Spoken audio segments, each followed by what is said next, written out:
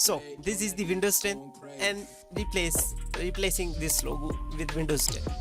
So you need a PNG file. I have already make a logo for my operating system. If you need that, link is given below in the description. As you can see here is the PNG file, and you need to convert this PNG file into the PMP format.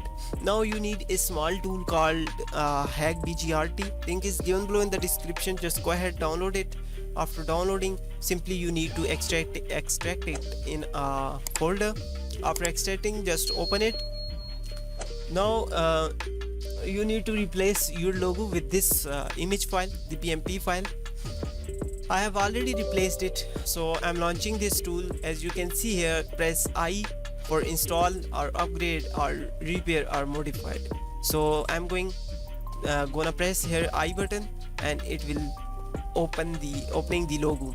Now it's opening the logo because I have already replaced my PMP file with the logo file, the splash image with splash image. So that's why it's showing me here the logo, but in your case you will see here the hackbgrt folder. Anyways, now what you need to do is simply you need to save save this